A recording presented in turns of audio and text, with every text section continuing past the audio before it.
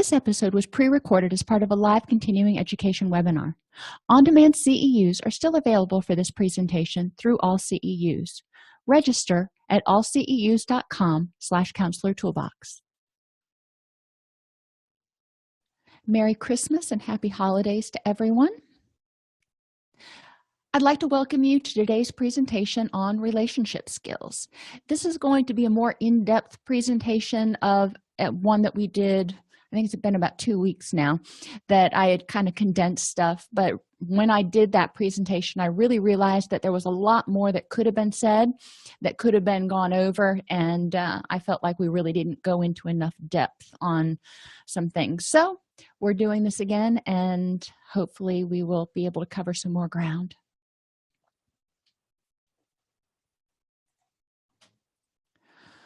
What we're going to cover today is building empathy. One of the things that a lot of our clients have difficulty with is understanding the difference between sympathy and empathy, and also just developing empathy. We are so concerned about responding to what other people say, about defending against what other people say. A lot of times we don't take time to kind of get into their space, not physically, of course, but try to get into their headspace and understand where they're coming from and why they may be reacting a certain way. We'll talk about some of the tips for overcoming the most common communication barriers. This is something that I go over a lot. It doesn't matter whether it's couples counseling or whether it's parent-child or whether it's just a single person that's in there talking to me and saying they're having difficulty getting along with people or people don't understand them. So we'll talk about some of the common communication barriers. We'll talk about tips for fair fighting, or discussing, as I like to say. Hopefully it doesn't get to the point where it's that heated. And then we'll go on to sweetening relationships, developing closer relationships, how to help people learn how to compromise. It's something we don't do a lot. And, y'all know I'm fond of DBT. So we're talking about enhancing interpersonal effectiveness on compromise. We'll talk about getting your own needs met, giving emotional support, and being more thoughtful. One of the most glaring issues that I find when I'm working with people is that they assume that everybody else reacts the way they react, and everybody else wants feedback the way they want it, or everybody else experiences empathy and emotional support the same way they do. And it's not really the case. We are very different individuals. And leading into the next, I think it's 6 episodes in the series, we want to focus on or help people learn about individual differences, including temperament. One of the things that people get hung up on a lot is the fact that, my partner does it this way and I want to do it this way. And instead of fighting about trying to pull and see who wins, finding that compromise in the middle, or understanding that you both have complementary skills and traits. Extroverts tend to be they like to be around more people. They draw energy from people. Being around people is exciting. And they also tend to not mind interruptions, and they talk their problems out. They may talk their problems out with themselves, but they talk problems out and they figure things out while they're talking. Introverts, on the other hand, tend to feel drained when they're around other people. They're very in tune with what's going on inside them, but not as much about what's going on around them. So if you have an extrovert who's more in tune with what's going on around them, they're very sensitive to what's going on, and the introvert not so much. So you can imagine how these two people in a relationship might have some problems, because the introvert knows what's going on with him or her, but may not be as in tune to his or her partner, and the partner takes that as meaning being uncaring. Introverts also tend to like to think and have some quiet time to consolidate their thoughts, solve problems, and then talk about it. I'm very much an extrovert. My husband's very much an introvert. So when we first got together, I would feel disappointed and hurt when he would have a bad day or something and then just go out and sit on the porch for a little while instead of talking it out with me. Then I came to realize that talking it out is my process. His process is sitting down, consolidating it, figuring out what's going on, and then coming to share. I mean, he eventually would share, but I learned that he needed his space in order to kind of get regrounded again. So helping people understand that just because somebody acts a little bit differently when they're stressed, let's look at how that's their process instead of necessarily assuming that they're being rejecting of you. Sensing versus intuitive, and I'm really not sure where they came up with these labels, but we're going to stick with them. They're Myers-Briggs, Keirsey, temperament sorter terms, and it's easy to find a lot of information on these, so we'll stick with them. Sensing versus intuitive really talks about how people view the world, and sensing people tend to focus more on details. Intuitive people are more big picture, broad strokes, big dreamer type of person. I love writing grants. I love doing, creating programs. And I even actually kind of like writing manuals. Actually, I really love writing manuals, but that's beside the point. Manuals, even when you look at standard operating procedures, those are general rules. They need to be applied to day-to-day things, but the day-to-day stuff, I tend to miss little things. When I write grants, I can do the overarching research, I can create the concept, but then having somebody proofread it and go back and go, okay, we need to have this detail here or this detail here, is really important to me. And I know that's not my strength. So it was really good where I used to work. When we would work on grants, I would write the brunt of the grant. I would pass it off to my co-writer, who would look for the details, because she was very detail oriented, but she would see the grant and her eyes would kind of cross going, I don't know how to spend $250,000. I'm like, oh, I do. Let me have it. The same thing's true in relationships. The intuitive person sees the big picture. When we go on vacation, I want to do these things and have a lot of fun.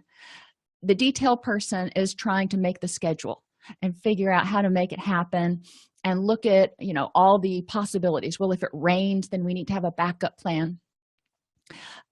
So it's important that they understand how to appreciate each other's strengths, or if you want to call them idiosyncrasies, but their temperament. That's just who they are.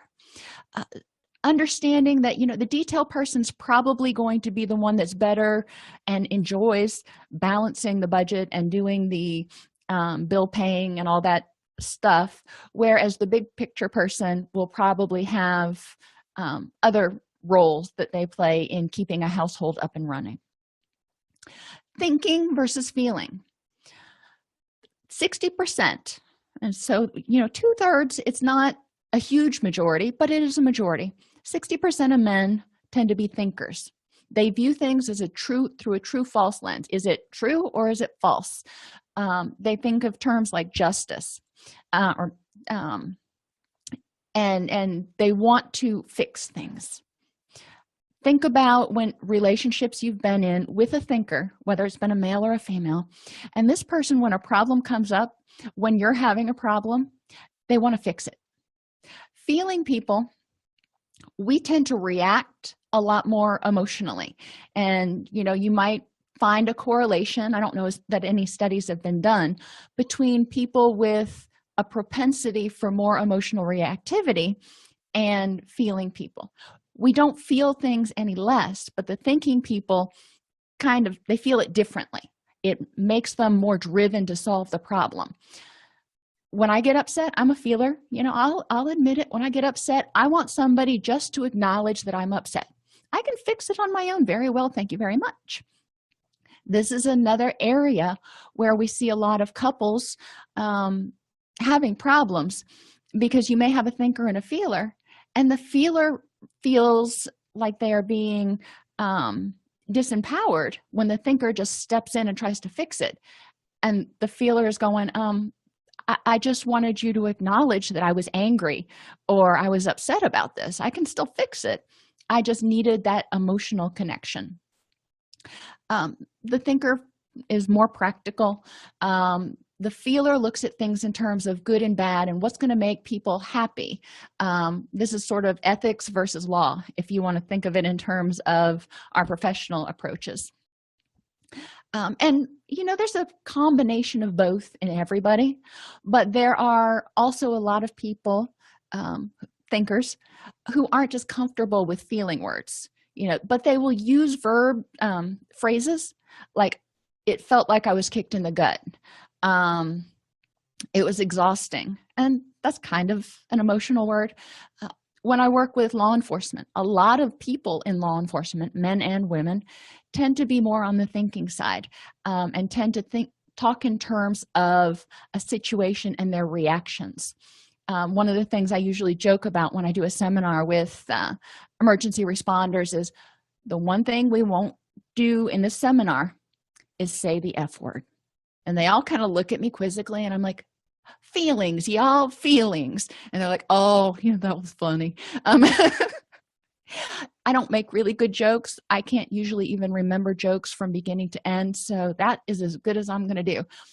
But it breaks the ice because, I go in there being a mental health professional, and they expect, just assuming, that we're going to start talking about feelings and what makes them stressed. And, yeah, we're going to talk about it, but we're not going to divulge a bunch of that stuff if it makes them feel uncomfortable.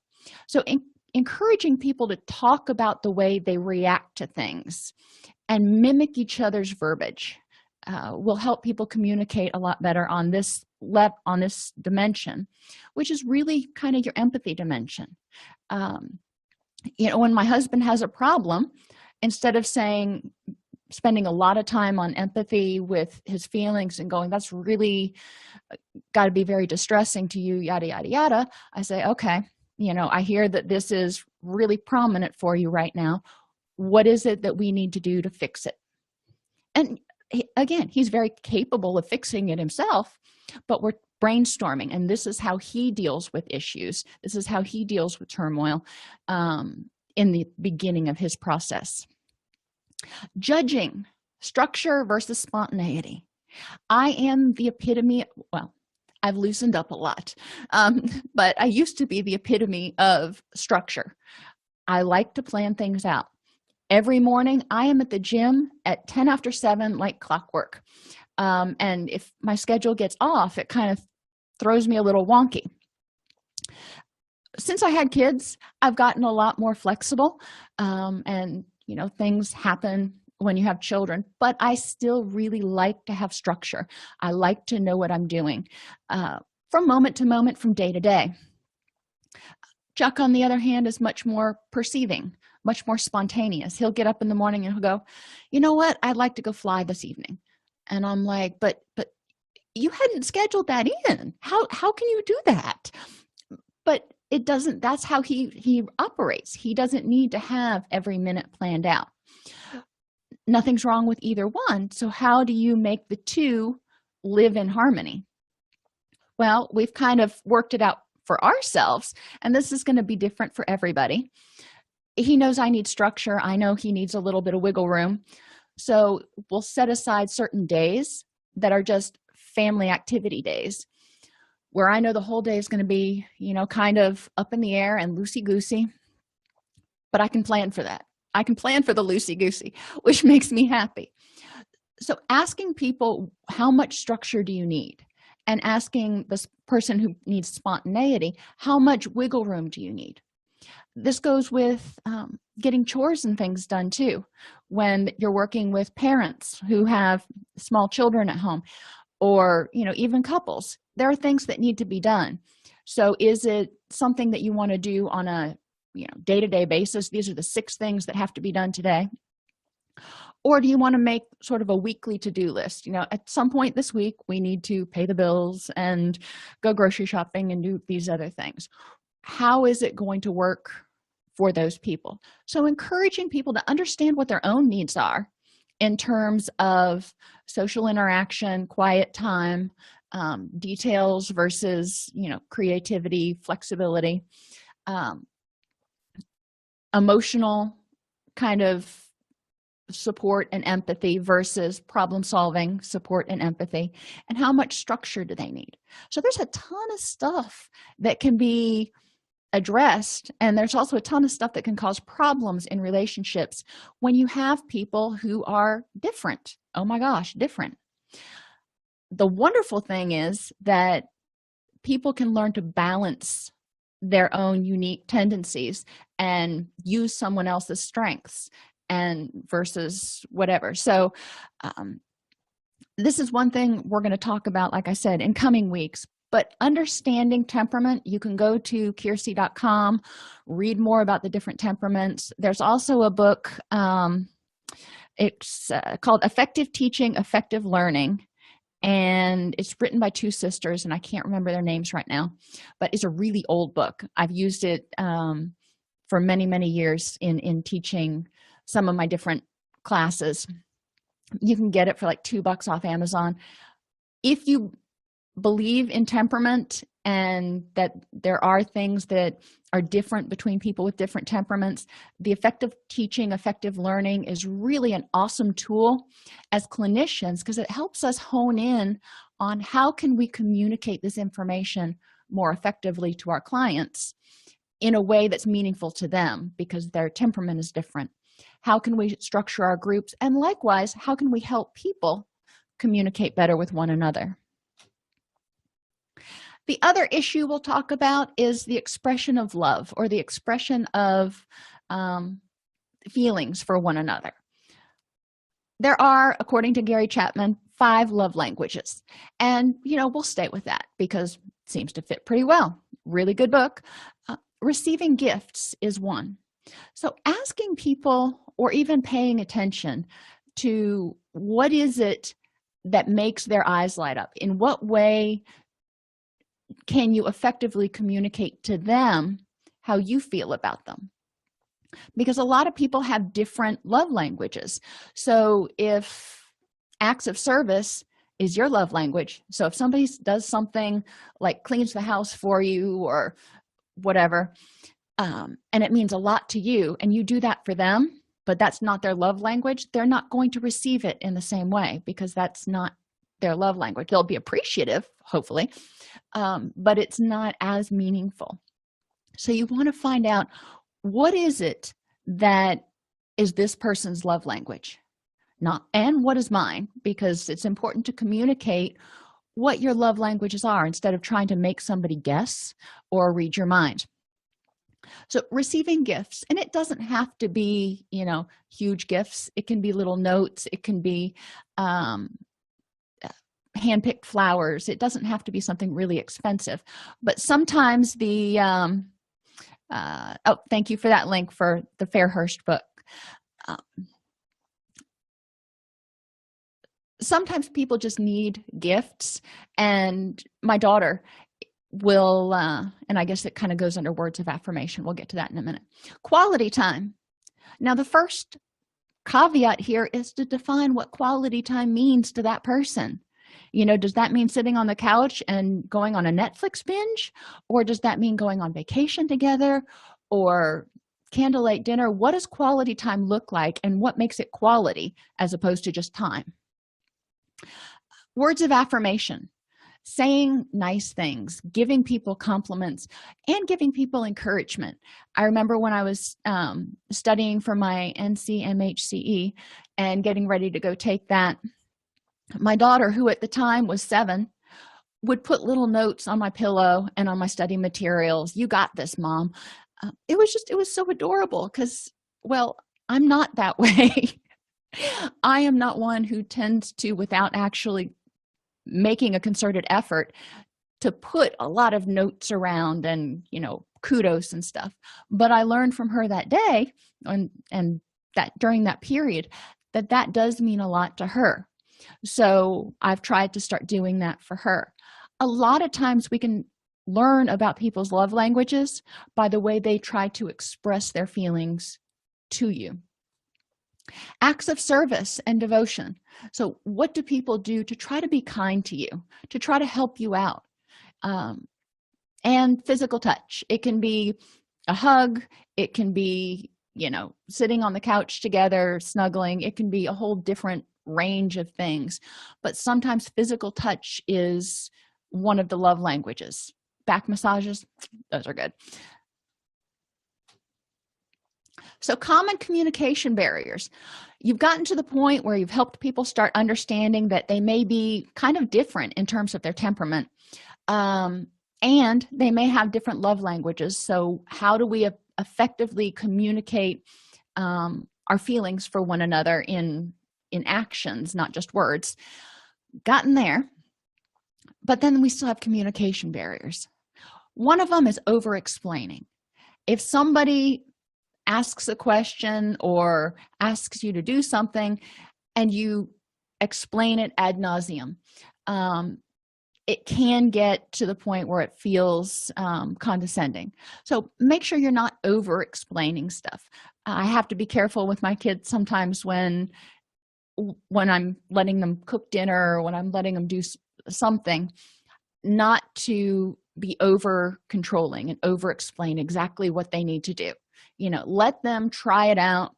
Let them, ask me if they have questions, but I do want to empower them to take on responsibility themselves. Being vague. Now, this is true for parent-child, adults, friends, romantic relationships. If you say, I'll pick you up this afternoon. Now, me being a judger, structured, if somebody says, I'll pick you up this afternoon, it kind of gives me a nervous tick. I'm like, okay, does that mean 2? Does that mean 2:15? Does that mean 5 o'clock? What does this afternoon mean? And if the response is, well, I'll call you and give you an idea about when I'll be there, around lunchtime. I'm like, oh, so what time's lunch? Being more specific so there's no misunderstandings. If I tell my kids, you need to be ready to go somewhere this afternoon, to my son, that may mean 4 o'clock. To my daughter, that means noon. Being specific. If you tell somebody something critical, obviously, because it's probably going to create more misunderstandings if it's critical, like, you're so insensitive. Well, I can't do anything with that because I don't know exactly what am I doing that makes you feel that I'm being insensitive.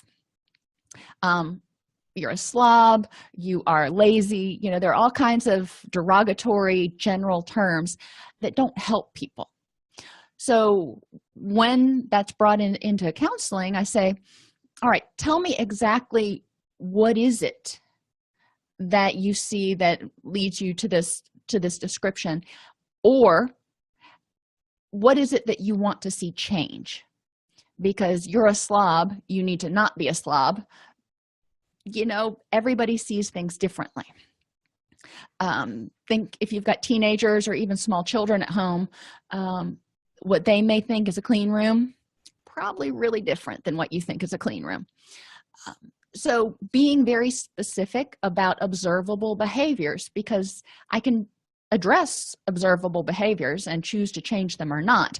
However, I can't address something that's vague that I don't know exactly what it is that you're pointing out. Another common misunderstanding is quality time, and I already talked about this a little bit. What does quality time mean to you? What does quality time mean to the other person? And then what's the happy medium that we can find? Mind reading and assuming. You always want me to do this, so I did it. And the other person going, when in the world did I ever want that? You've always assumed that that's what I wanted. So being clear about what you want and being clear and owning your perceptions of what's going on is really important. Distractions. If people are trying to have a discussion, even if it's not, quote, quality time, and you're constantly checking your phone, trying to see what's going on, TV's on, and you periodically look up to make sure you're keeping up with the show, that's a communication barrier because you're not hearing everything that's being said, and you're also not seeing all the nonverbals. You-driven language is another barrier. You make me do this. You did this. When you do this, da da da da da. Instead of saying, I feel. So starting out with I-driven language. I feel da da da when you do this. It owns what's going on instead of putting the other person on the defensive. Now, there are times to use you-driven language, like, you seem kind of down today. Okay, that's not going to put them on the offensive. But if you're being critical, even if you think you're being constructively critical, if you start out with you know, it does feel like somebody's jabbing a finger right at you. You did this.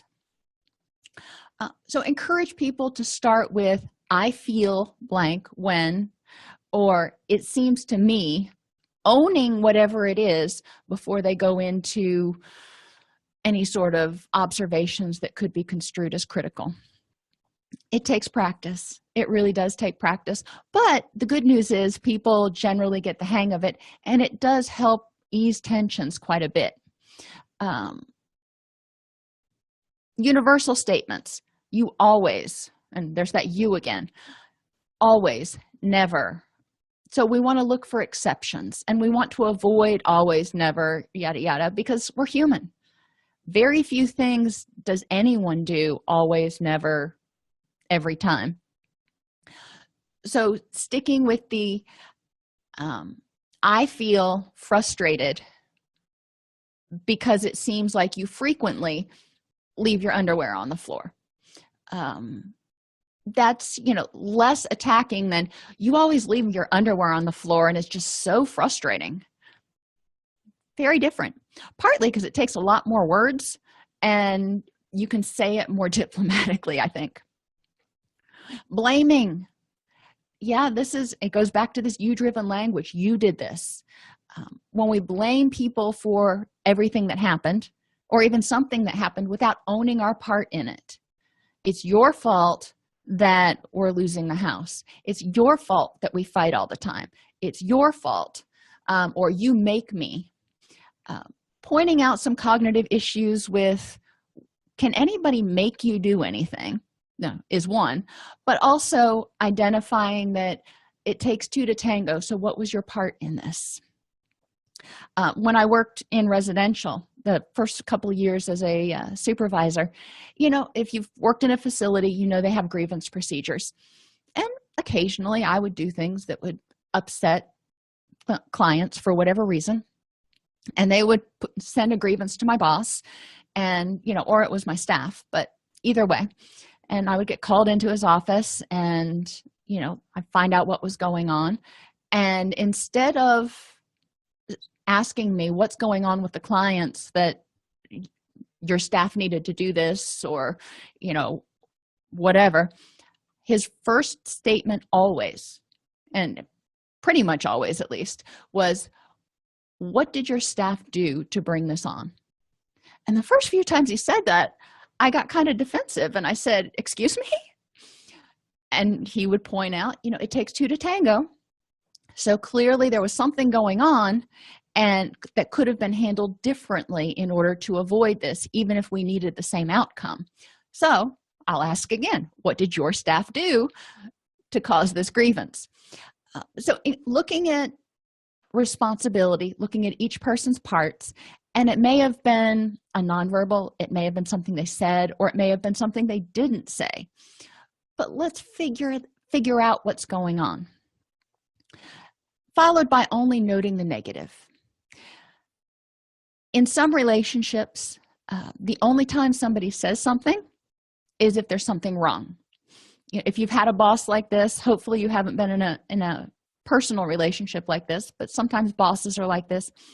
The only time they say anything to you is when it's negative. If you get called to their office, there's a problem. Making sure, especially in personal relationships, that yes, there is time for and places for constructive feedback, but it's also important to identify the good stuff and not just the wow, oh my gosh, good stuff, but the occasional, thanks for doing the dishes today, good stuff, or I appreciate the fact that you Swiffered this afternoon.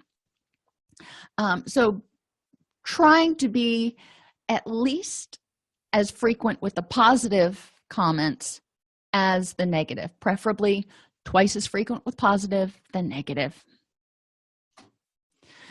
In effective communication and fair fighting, if you will, one person talks and the other person listens, and only listens. This is not listening and trying to formulate a response or listening and having this conversation in the back of your head. Is actually listening, which takes a lot of practice in itself. Generally, stay seated. If it's an important adult conversation, a lot of times you're seated. So try to stay seated, because as soon as one person stands up, the other person is going to stand up, and then it often escalates, especially if it's standing up and facing each other. The only exception to this is if you say, you know what, we need to have a talk, let's go on a walk. And then you're walking and you're not eye to eye in this, power position. So, try to keep it at a unthreatening level. The talker during this owns their feelings, desires, and opinions, starting with those I statements. I feel, it seems to me. They use objective, observable terms instead of saying, it seems to me that you've just turned into a lazy slob lately. That's not helpful. I can't do anything about that because I don't know what behaviors. So using objective, observable terms and sticking to one thing at a time. This is not the time to just vomit a litany of done me wrongs. You can have the litany, but we need to stay one thing at a time. Ideally, you deal with things as they come up, which hopefully people start to learn in counseling that it's not healthy to stuff a bunch of stuff down, because eventually it comes back up. And it's important to handle things as they happen so you don't have this whole litany of done me wrongs. Okay, so that's what the talker's doing. The listener, when the talker is finished, paraphrases what they heard. So what I'm hearing you say is blah, blah, blah. And when people are first starting to learn this technique, I actually encourage them to use that phrase, even if it feels a little stilted. What I'm hearing you say is, the talker either says, that's exactly what I said, or you're still not hearing me. And if the talker still hasn't been understood, then he or she explains a little bit more. And they keep going back and forth until the listener understands fully what the talker was saying. And then he or she can respond with whatever they need to respond. And then the roles reverse. So it's important to, again, handle one thing at a time, be objective, and verify accuracy. Because a lot of times, even if you're having a discussion, the listener may have their own opinions, may have their own biases that are coloring or how they're hearing it or affecting how they're hearing it. So the first couple times they hear it, it may not be 100% on point. So we need to make sure they're communicating effectively. All right, so now we've handled all the hiccups and bumps in the road. Let's talk about the good stuff. If you have clients that are hiccuping, yes, they need to deal with that, but at the same time, let's add some positive stuff. We want to eliminate the negative, but we need to add some more positive. We need to make them remember why it's worth the effort. Love is a combination of emotions and actions, including talking, compassion, and trust. So some things that are suggested: rewriting your vows or promises, having a recommitment ceremony, or imagining what it would be like if your partner were gone. And this last one is more effective if you do it when your partner's on a road trip or you're on a road trip and you're actually separated, and then not having contact with that person for 24 or 48 hours. Make sure they know what you're doing before you do this. But it gives you an idea about how intertwined the two of you are. And generally, by the end of that period of time, you'll have some insights as to, all the good stuff that you miss when you're not communicating. Communicate to your partner in his or her love language in order to help that person feel more valued. Make an effort. Write down a list of things your partner could do that would make you feel loved or happy and exchange them. Don't rely on mind reading. Don't even rely on, well, he knows my love language is gifts, so what's happening? Well, what gifts? Exactly what is it that you're looking for? Or my love language is acts of devotion, so I'm sitting here and nobody's doing any devoting. Be specific. Again, those are pretty general terms. So make a list. We do this throughout the year. We keep running lists of things that each other and our kids say, oh, I would love to have that. So when it comes to birthdays and holidays, I don't have to guess and go, oh, I wonder what he'd like. I have a list. And I keep a list of things that I want, and they all keep lists of things they want, so we can exchange them. Takes out the mind reading, and then we can choose from there and maybe expand upon it. Remember, or get Google or Siri or somebody to remind you of birthdays, anniversaries, or even just happy occasions so you can celebrate. And a happy occasion could be, it was a sunny day today. Sometimes it's worth the effort to say, you know what, we haven't gone out in a while and it was a good day today, let's go out. So you're sharing and really kind of riding that wave of happiness. If you have a disagreement, take a step back and try to see it from your partner's point of view. And this kind of goes into that whole empathy thing. What is it that they're seeing? Even if you think it's wrong, try to get into their head so you can understand where they're coming from, because you'll be able to undo or explain any misunderstandings, clarify any misunderstandings, if you can kind of get in their head and figure out, oh, okay, the reason you're doing this is because you thought it's what I wanted. So going back and going, yeah, no, not really. Don't let fear of being vulnerable or abandonment undermine you.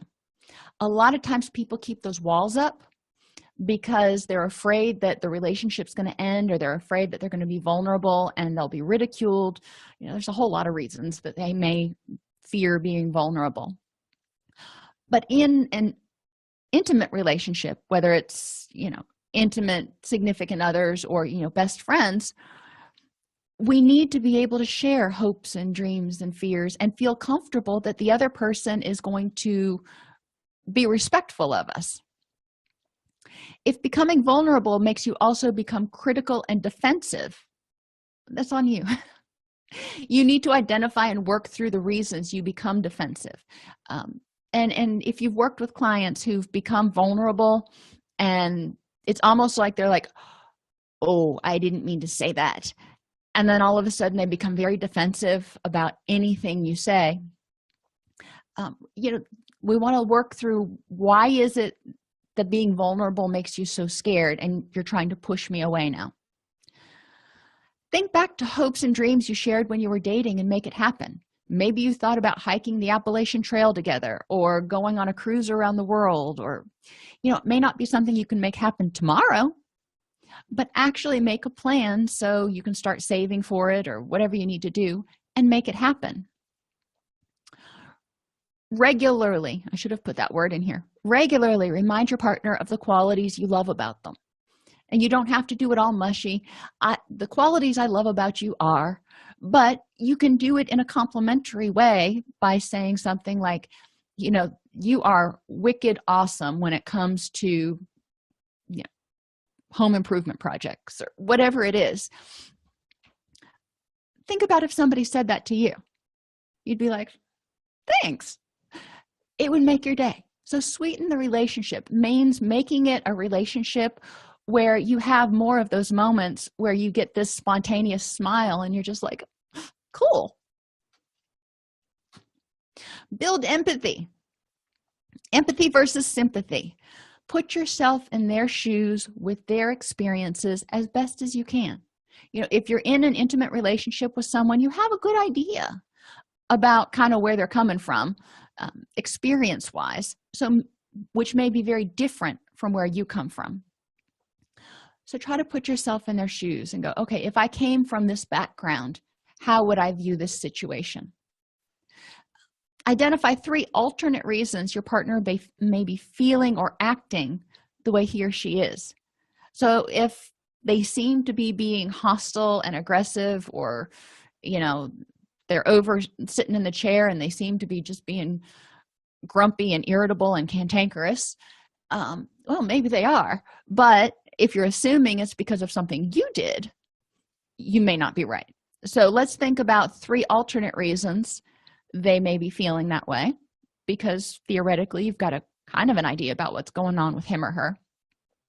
And then you can open a discussion in a less defensive way. Instead of opening it with, what did I do wrong now? You can open it with something like, you seem like you're really stressed out, or you're really frustrated right now. I'm wondering if you want to talk about it. A lot of times, if people feel like their partner is upset because of something they did, they don't want to open that door and say, do you want to talk about it? Because they don't want to hear. So thinking about alternate reasons, because a lot of times it probably doesn't have to do with you. Think, when you're trying to develop empathy, if your child was going through this situation, how would you feel? So try to put yourself in a situation. If your child was being grumpy and cantankerous, would you be defensive and grumpy and aggressive right back and go, you are always in a bad mood, what did I do this time? Or would you sit them down and go, hey buddy, what's going on? Hopefully it's the second. Remember that what you would want and need is not necessarily what your partner wants and needs. Going back to that temperament, not everybody needs somebody to help them brainstorm solutions. Sometimes they just need somebody to go, that day really sucked, didn't it? And you're like, oh my gosh, you have no idea. And then you can move on, because people in general are very adept at solving their own problems. But empathy means you're letting your partner know that you get it. And how you let them know you get it depends on their temperament and your communication. Allow yourself to listen as if your only job is to understand. This is more than when you're just fighting or disagreeing or whatever you want to call it. You want to do it without preconceptions, knowing that you know nothing. Just kind of step out and go, I am just a random person. I don't know anything about what's gone into this, because that takes all those preconceived notions out, and I just want to hear. I'm a blank slate. Try to be free from trying to create consistency between your feelings and perceptions and your partner's feelings and perceptions. Like I said before, if your partner's in a bad mood and you assume it's about you, then what are you going to hear when they talk? You're probably going to hear things that support your theory. So encouraging people to try to listen with the only intent being to understand. An exercise that you can do is to try to help you develop empathy is first to develop empathy for yourself, kind of mindfulness, kind of self-awareness. Think of a difficult time that you experienced and answer all of these questions. What was your perception of what happened? What's troubling about what happened? What were the emotions that you felt at the time of the occurrence? What are the emotions that you're expressing right now? What are you feeling right now? And what do you need right now? And what do you need from yourself? Because you're doing this activity by yourself.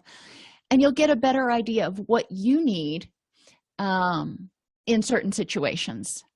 In order to really understand empathy, you need to be able to be in touch with yourself and be able to be self-empathetic, if you will. Then you want to move over and say, when your partner is relaying a difficult experience, listen and be able to understand. Ask these same questions. What was his or her perception of the occurrence? Whatever happened at work today, or, what was troubling to them about this occurrence? What were the emotions or reactions that he or she had at the time of the occurrence? So you're kind of getting an idea. You're trying to put yourself in that scenario. What emotions or reactions are being expressed in this moment? So looking at your partner, reading the nonverbals, listening to the words that are being said. Are they distressed? Are they just venting? What's going on? And what does this person need from you right now? And often it's just to be empathetic.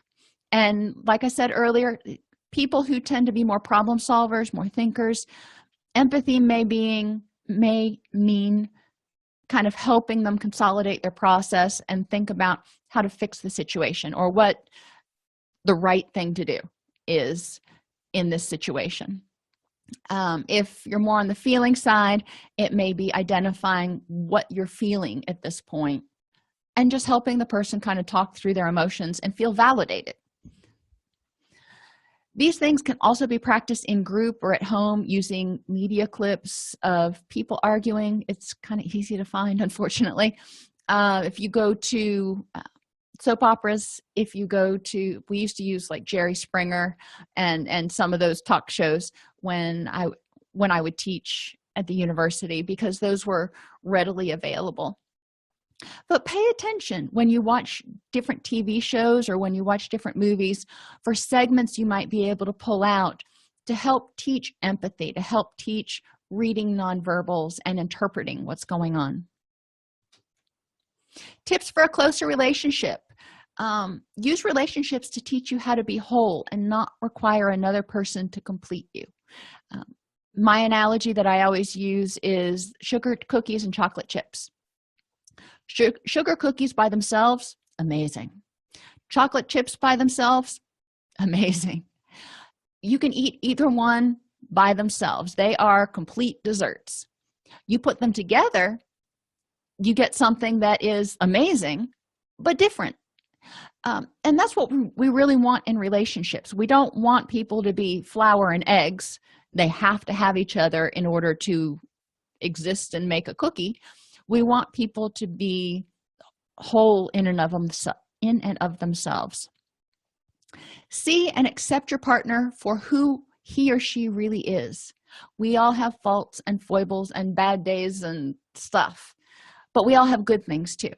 Sometimes it's helpful to make a list of all the good things that your partner brings to the table. And also, be aware of the fact that that person's not perfect. Be willing to learn from each other and compromise. Get comfortable being alone to address abandonment issues. So, even if you think you are the perfect sugar cookie, but whenever your partner leaves, you start feeling like you're going to crumble to pieces, you want to look and go, what's going on? Why am I uncomfortable being alone? Why am I uncomfortable being with myself? Develop awareness of why you fight. Your stuff, his stuff, or y'all's stuff. I'm from the South, so I can say y'all. But sometimes you fight, sometimes couples fight because one person feels insecure and defensive a lot more than the other one does. Sometimes you fight because of other reasons, and it could be one partner is less secure in the relationship or less effective at communication, or it could be that the two of you are different and having difficulty communicating as a couple. You both get along really well with other people, but the two of you together, at least right now, are like oil and water. And generally that happens over a period of time of disagreements and kind of separating intellectually from each other and emotionally from each other, which makes y'all's stuff. It's stuff that you've created as a couple that needs to be handled. Own who you are. You can't be the first 6 months of a relationship. People tend to put on that best scenario, and then reality starts coming out. But own who you are. Whether you do that first 6 months or not, eventually you're going to have to accept each other as you are. And think of yourself first thing in the morning, if you've got curlers in your hair and cold cream on your face, and your partner's going to see that eventually. So but own it and just be like, well, I do all this so then I can look like this later, or whatever the case may be. But we're not going to look like Christy Brinkley 24/7. We are not going to act like Mother Teresa 24/7. Just own it, because it's better to be good with who you are than try to be somebody different all the time. Embrace ordinariness. Be happy and celebrate the fact that it's just a day. We spent probably 20 minutes today watching the birds at the bird feeder. It's been cold, so they're coming to the bird feeder more often. And I love watching the little black-capped chickadees come in, because they kind of do this undulating flight. Yeah, it's ordinary, but it amused me for like almost half an hour. So embrace the ordinary things in life. It doesn't have to be extraordinary every day, or it wouldn't be extraordinary. Let go of expectations and embrace what is. And talk. Too often people forget to talk, whether it's as a family or as a couple. Make conversation starters. Be reading the news and say, hey, what do you think about? Or have a conversation starter for dinner. We do that a lot at our table, in order to encourage all of us to talk and share. But it brings a relationship closer. Compromising. Create a win-win. Whenever you can, create a win-win so you both get something out of it. Compromise based on priorities and needs. Sometimes I want something over here, but it's not a big priority. And my partner wants something over here that's a bigger priority for him. So I said, okay, that's fine, no problem. You can have this one. And it's a ebb and flow, balance, yin and yang, whatever you want to call. But you want to look at what is the most important priority here and whose needs need to be met most. Compromise, and when we talk about priorities and needs, before I go on, a lot of times around the holidays, this becomes a big issue. Whose house do we go to for Christmas? Whose house do we go to for Thanksgiving? What are the priorities? What are the needs, not only of the couple, but of the family? Because now we're taking into account, 20 or 30 other people. And maybe you haven't been to see one set of relatives in 2 or 3 years. So, it's probably more of a priority to get over there to see them, as opposed to your family that lives 6 blocks down the street. And that's something you need to, or they need to decide as a couple. Compromise between extroverts and introverts. We do this when we have celebrations. He's an introvert, I'm an extrovert. I'd love to have 30 people. He likes, dinner between 2 couples. And so we usually compromise, and I keep it under 10. And that's not overwhelming. Compromise between detail-oriented and big picture. We kind of talked about that. You want to compromise between rationally focused and emotionally focused. We do this when it comes to animal rescue. My heart breaks for every little critter out there, and it doesn't just have to be dogs or cats. We would have a house full of possums and raccoons too if it was legal. But I want the poor little helpless animals to be okay, to feel happy.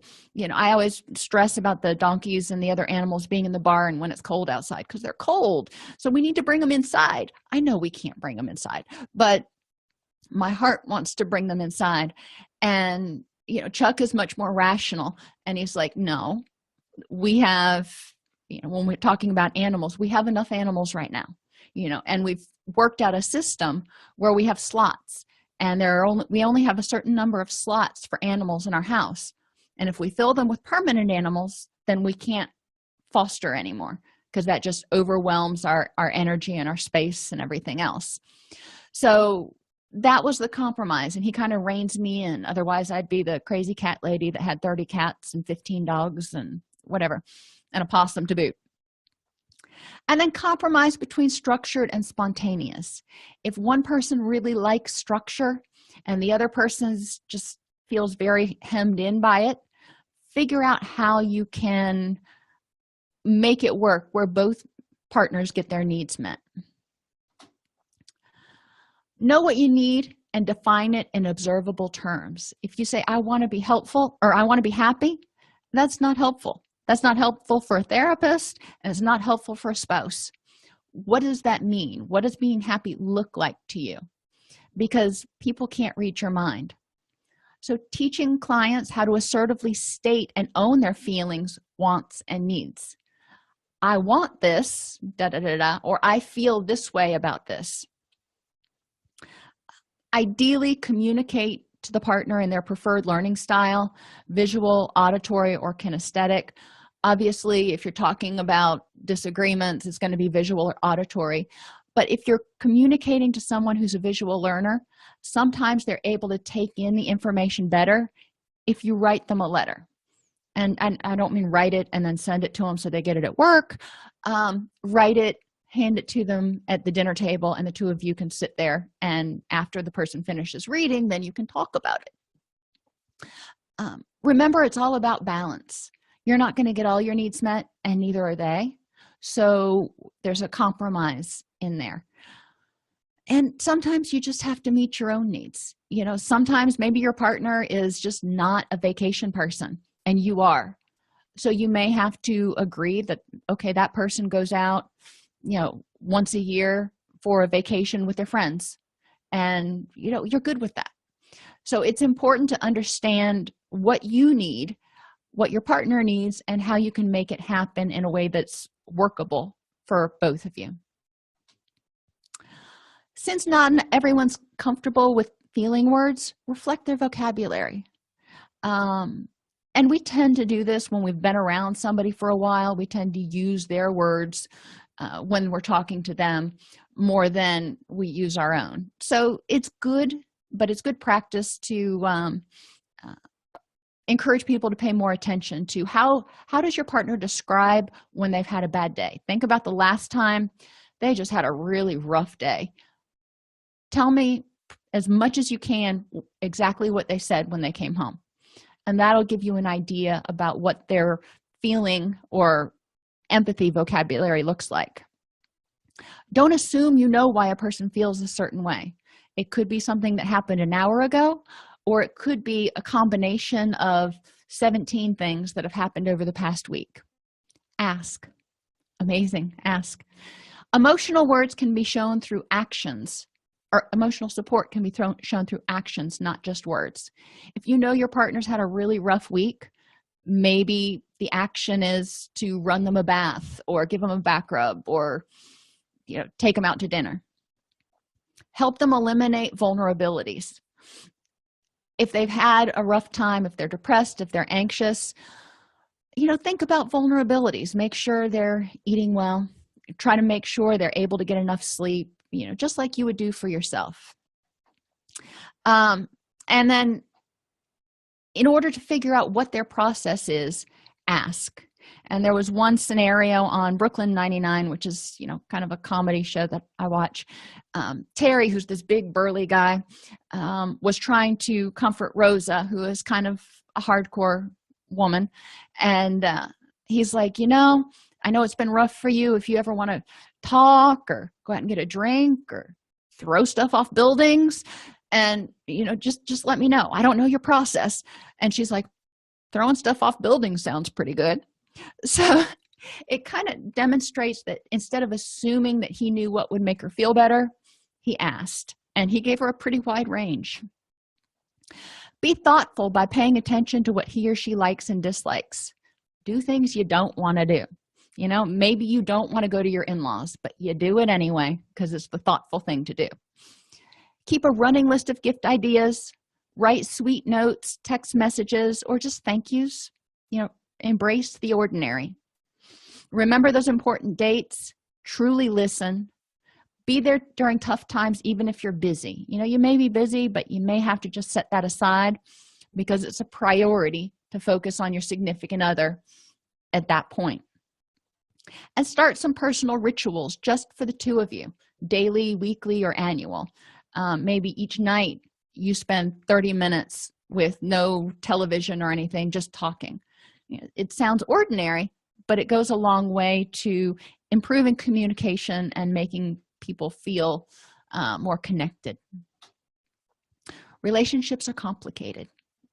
Basic areas to help people focus on include providing compassion and effective emotional support to one another, providing thoughtful things, putting forth the effort to be thoughtful to your significant other, compromising when necessary, and embracing what's good instead of always focusing on what's wrong. These two books, Emotional Fitness for Empathy and Emotional Fitness for Couples, are really good. If you work with a lot of couples, it might be something to consider checking out. If you have any questions, feel free to ask. I am here.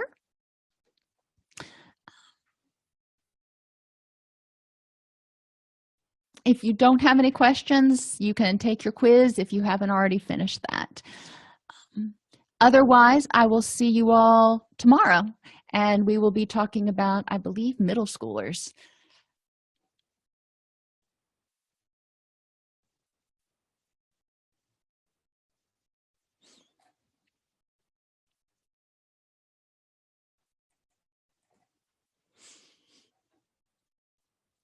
Thank you, everybody, for coming today. If you enjoy this podcast, please like and subscribe either in your podcast player or on YouTube. If you want to attend and participate in our live webinars with Dr. Snipes, you can subscribe at https://allceus.com/counselor toolbox. This episode has been brought to you in part by allceus.com, providing 24/7 multimedia continuing education and pre-certification training to counselors, therapists, and nurses since 2006. You can use coupon code Counselor Toolbox to get 20% off of your current order. If you're a podcast listener, especially on an Apple device, it would be extremely helpful if you would review Counselor Toolbox. To do this on your Apple device, go to the podcast app, search for Counselor Toolbox, select the icon for the podcast, tap the Reviews tab in the middle. You should then see an option to click Write a Review. We love to see 5-star reviews, so if there's anything we can do to make this podcast even better for you, please email us at support@allceus.com.